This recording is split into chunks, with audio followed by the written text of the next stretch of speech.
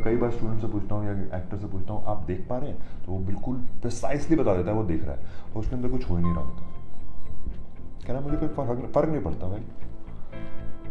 Right? अगर आपको फ़र्क ही नहीं पड़ता तो आप एक्टर कैसे बनेंगे, आर्टिस्ट कैसे बनेंगे? क्योंकि आर्ट कम्स कि जो मेरे को अफेक्ट हो और उसको मैं एक्सप्रेस कर सकूँ। आर्ट आती है वैसे। So what is talent?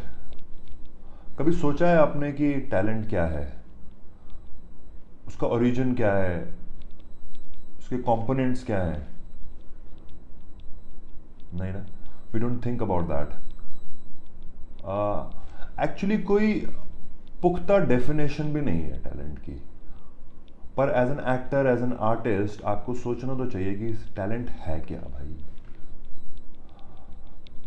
Eric Morris जो एक अमेरिकन टीचर है, उनकी एक डेफिनेशन है, talent is the ability to be affected by a great and varied number of stimuli and to express your response to those stimuli in imaginative, colorful and individual way. Wow. He also says this is a very loose definition, but it is a starting place. So let's break this down कि है क्या talent. जो भी मुझे समझ आई उस हिसाब से मैं ब्रेक डाउन करता हूँ। Talent is the ability to be affected by great and varied number of stimuli, कि आपको अफेक्ट होने देना है हर चीज से अपने आप को। आप जो देख रहे हैं, आप जो सुन रहे हैं, आप जो टेस्ट कर रहे हैं, आप जो स्मेल कर रहे हैं, आप जो फील कर रहे हैं, सबको अफेक्ट होने देना है। अब ऐसा नहीं कह रहा कि आप नहीं देखते हैं, आप नहीं सुनते हैं, पर प्रिसाइसली नहीं सुनते हैं, प्रिसाइसली नहीं देखते हैं, प्रिसाइसली स्मेल नहीं करते हैं, टेस्ट पूरी तरीके से नहीं करते हैं। So first let it happen to you. आप ये सब चीजें करें, होने दें अपने साथ। राइट? आप एक्चुअली देखें और फिर उसको अफेक्ट होने दें अपनी बॉडी में। आप एक्चुअली सुने और फिर उसको अपनी बॉडी में अफेक्ट होने दें। आप एक्चुअली स्मेल करें, टेस्ट करें, फील करें और उसको अफेक्ट होने दें अपनी बॉडी में। That's the first step.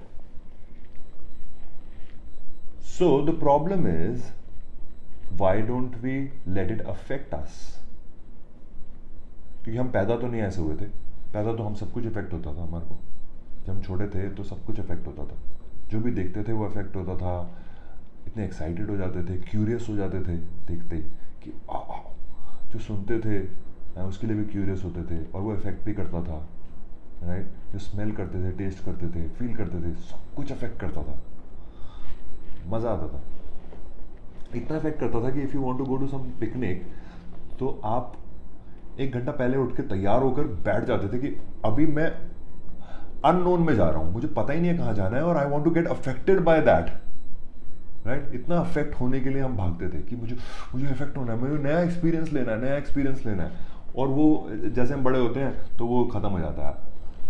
So that curiosity, उस तरीके से चीज़ों को अफेक्ट होने देना क्यों बंद हो गया? I tell you the reason, what I know, what I understand, कि when you were a child आपने कुछ देखा, आपकी बॉडी में कुछ हुआ इमोशनली और फिर आपने उसका रिएक्शन दे दिया। अब जब आपने रिएक्शन दिया तो वो किसी को पसंद नहीं आया। अब वो कौन किसको पसंद नहीं आया? आपके पेरेंट्स को, आपके सिबलिंग्स को, या फिर आपकी सोसाइटी को, या फिर आपके टीचर्स को। सो उन लोगों को वो बात पसंद नहीं आई क्योंकि उनके मॉरल्स और उनके वैल्यूज़ में वो सेट नहीं होती थी। राइट? तो उनको लगा कि ये गलत है, ये रिएक्शन गलत है, अगली बार ये रिएक्शन मत देना। तो या तो आपको डांट दिया या आपको इमोशनली ब्लैकमेल किया कि मम्मी फिर चली जाएगी, भगवान जी आ जाएंगे। राइट? या आपके साथ ये हो जाएगा और या फिर वो हो जाएगा। सो यू गॉट स्कैर्ड कि the person I love is saying no, don't do this, and also given the justification why not to do it, तो I should not do it. तो आपने पूरी मेहनत करी कि मैं एक्सप्रेशन ना दूं, पर जब आप देख रहे हैं तो आपके अंदर कुछ हो रहा है, पर रिएक्शन नहीं देना है, रिएक्शन नहीं देना है, you struggling and you struggling and you struggling. Right? और आपने बहुत टाइम लगाया कि मैं रिएक्शन नहीं दूंगा, तो कुछ देखते हैं और कुछ होता है पर रिएक्शन नहीं देते। अब दूसरे तरीके के लोग हैं जो देख रहे हैं पर होने ही नहीं दे रहे, कह रहे मैं होने नहीं दूंगा।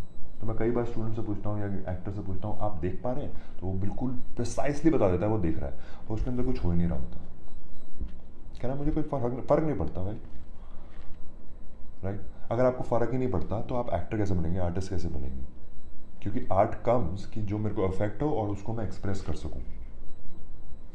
आर्ट आती वैसे कई प्रोफेशन ऐसे नहीं होंगे, पर आर्ट तो यही प्रोफेशन है, एक्टिंग तो यही है कि आप कुछ अफेक्ट होने दें और फिर उसको एक्सप्रेस करें। तो मैं उनसे पूछता था कि आपको कुछ नहीं हो रहा, तो कह नहीं। अब तीसरे तरीके के लोग हैं जो कहते थे कि उनको दिख ही नहीं रहा, वो देखते ही नहीं ऐसी चीज़ें। मैं नहीं सुनता सर ऐसी चीज़ें, मैं देखता ही नहीं हूँ ऐसी चीज़ें, मैं फील ही नहीं करता ये, तो उसी को काट दिया। So now you have to decide where do you stand, where do you stand. कि आप देखते हैं कुछ होता है पर एक्सप्रेस नहीं करते हैं, आप देखते हैं पर कुछ होने ही नहीं देते, आप देखना ही बंद कर दिए, right. First step is to acknowledge that कि I am doing this. First you have to have awareness and then only you can start working on it. Then the second thing is you have to express it. पहले होने देना है, फिर उसे express करना है।